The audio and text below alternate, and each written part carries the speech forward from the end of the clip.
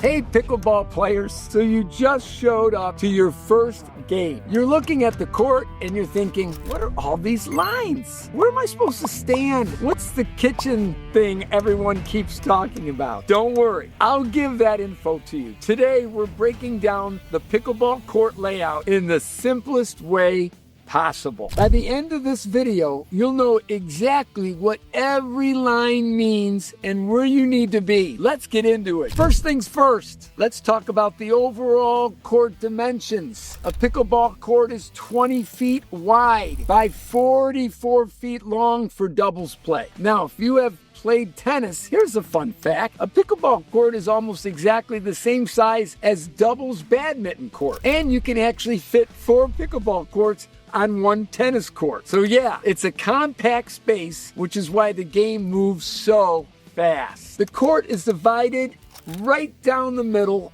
by a net. The net height is 36 inches on the ends, and it dips down to 34 inches in the center. That 2-inch dip matters because it's slightly easier to hit balls down the middle. Keep that in mind when you're playing. Now, both sides of the net are identical. They're mirror images. So once you understand one side, you understand the other. Easy, right? Now let's break down each zone. Let's start at the back of the court, the baseline. That is the line at the very back of the court running parallel to the net. When you serve from behind this baseline. If you step on or over it while serving, that's a foot fault. You lose the point. The baseline is also where you'll spend a lot of time early in rally, especially after you serve. You'll stay back there, then let the ball bounce and hit your third shot before moving forward to the non-volley zone line. One important thing, the baseline is in if the ball lands on the baseline. It's good. In pickleball, any ball that touches a line is considered in play.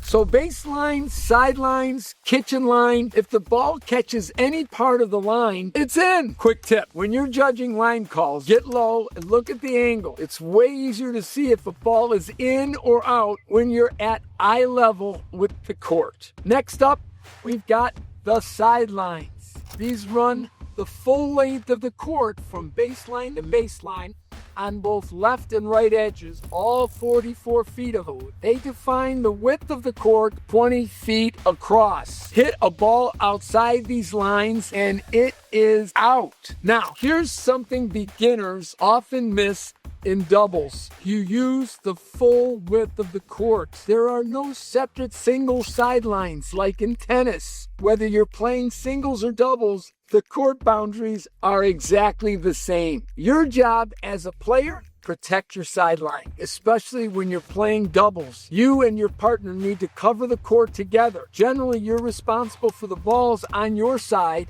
but remember we talked about earlier, the middle is usually taken by whoever has the forehand there. Very important to remember that technique. Pro tip, don't stand too close to the sideline. Give yourself about 3 to 4 feet from the line so you have room to move and cut off angles. If you're hugging the sideline, your opponent can easily hit past you down the middle where you're most vulnerable. All right, now for the most important zone on the court, the kitchen, officially called the non-volley zone or NVZ. The kitchen is that 7-foot area on both sides of the net. It's marked by a line that runs parallel to the net. This zone exists on both sides of the court, and it's the most critical area to understand. Here's the rule, and listen carefully because this trip up every beginner. You cannot hit a volley, that's a ball in the air, before it bounces while standing in the kitchen. It's a violation. You can't even have your toe on the line. If you volley a ball and any part of your body touches the kitchen or the kitchen line, that's a fault and you lose a point. But, and this is important, you can step into the kitchen anytime to hit a ball that has already bounced in the kitchen. That's totally legal and actually encouraged. Here's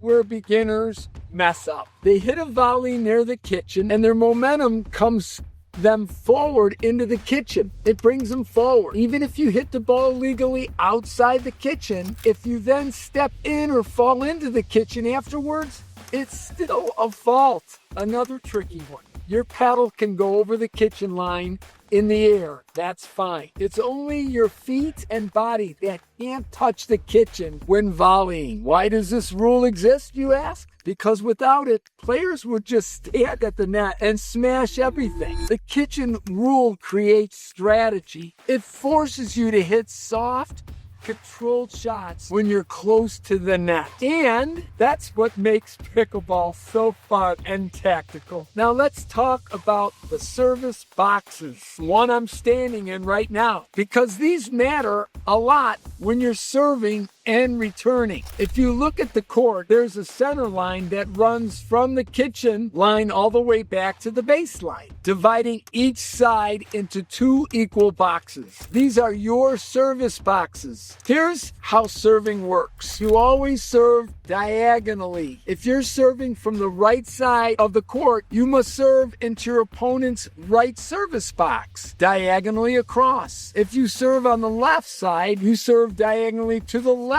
box. The ball must land inside that service box, past the kitchen line, and inside the sideline and baseline. If it lands in the kitchen on the serve, that's a fault. If it lands on the outside of the service box, that's also a fault. Here's the key point. Just remember those little nuances of where the ball can land if it's in or out. One more thing about serving. You must serve underhand with an upward arc with your paddle, and your paddle must make contact with the ball below your waist. Your feet must stay behind the baseline until after you hit the ball. These are basic serving rules that you must know and adhere to. All right, let's put this all together and talk about how you actually use these zones during a game. At the start, when you serve, you're behind the baseline. Your serve goes diagonally into the opponent's service box. Your opponent returns from behind their baseline and the ball comes back to you. You let it bounce, that's the 2 bounce rule, and you hit your third shot. Whether you lob it, you drive it, or you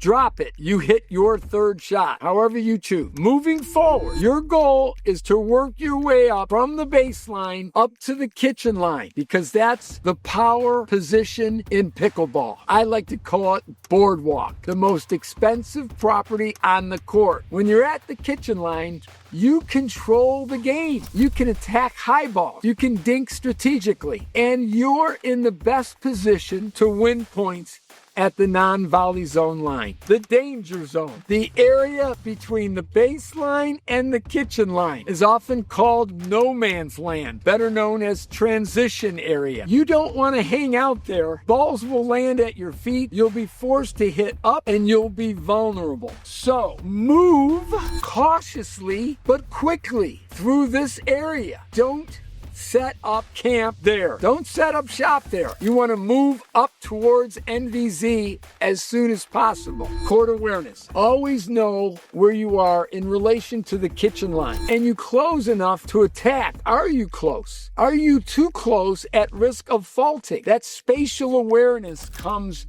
with practice and with time, but it's crucial to know. And there you have it, the complete pickleball court breakdown. Now you know what every line means and how to use each zone strategically. Next time you step onto the court, you'll feel confident knowing exactly where you should be and why. If this helped clear things up, give this video a thumbs up and subscribe for more beginner-friendly pickleball content. Drop a comment if you have any questions about court layout. Now grab your paddle, let's play some pickleball.